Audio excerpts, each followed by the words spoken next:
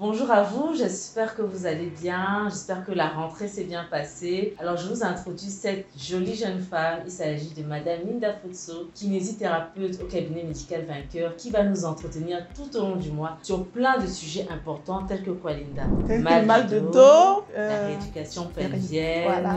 La différence entre un ostéopathe, un kiné et un masseur du quartier, voilà, donc elle va tout nous dire, donc restez connectés et on se dit à très bientôt.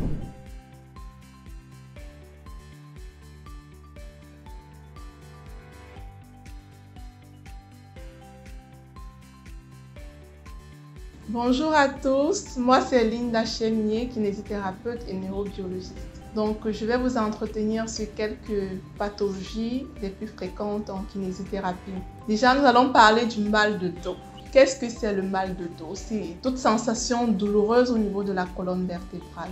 Donc on doit regrouper en 3 grandes zones, la région cervicale, la région thoracique et la région lombaire. Donc, les pathologies les plus fréquemment rencontrées en kinésithérapie, nous avons des lombalgies, communément appelées au quartier le mal de rein, les lombosciatalgies, qu'on appelle généralement j'ai le nerf sciatique par abus. Nous avons en outre les neuralgies cervico-brachiales qui sont des pathologies au niveau cervical, irradiant dans les membres supérieurs.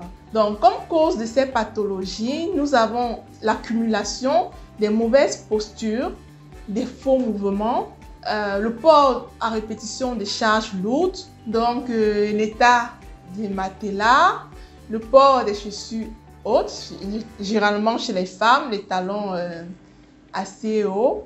Donc voilà en gros les causes de ces pathologies-là. Comme conséquence, déjà, nous avons des déficiences sur le plan moteur. Déjà, les pathologies, tous ceux qui souffrent de mal de dos sont vus par leur entourage comme des blagueurs. On n'arrive pas vraiment à mettre un mot sur ce qu'ils ressentent. Pourtant, le mal est bien présent.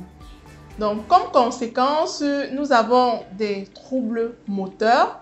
Donc, au niveau des membres inférieurs, les difficultés à marcher, les difficultés à se tenir longtemps assis, longtemps debout, les difficultés sur le plan sexuel, parce que lors des rapports, on ressent des douleurs.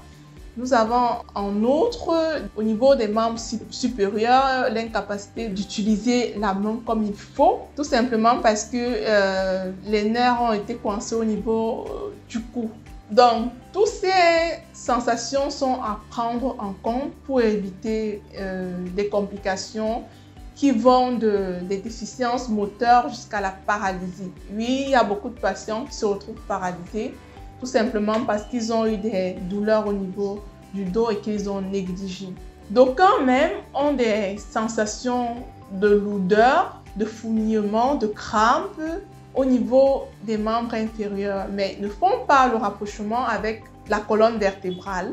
Pourtant, c'est une conséquence directe des pincements nerveux au niveau du bas du dos. D'où la nécessité de consulter un kinésithérapeute le plus tôt possible, parce que plus on perd du temps, plus les conséquences sont lourdes. Donc le kiné, qu'est-ce que le kiné fera? Il fera une consultation déjà adapté au cas par cas. Il mettra sur pied son plan de traitement et puis il vous donnera des recommandations concernant l'utilisation de votre colonne vertébrale pour éviter qu'il y ait des récidives, parce que c'est très souvent ce qu'on observe en clinique, des patients qui viennent, qui font des rééducations et qui repartent des années après, qui reviennent, tout simplement parce qu'ils n'ont pas eu à suivre de manière minutieuse ce qui leur a été demandé.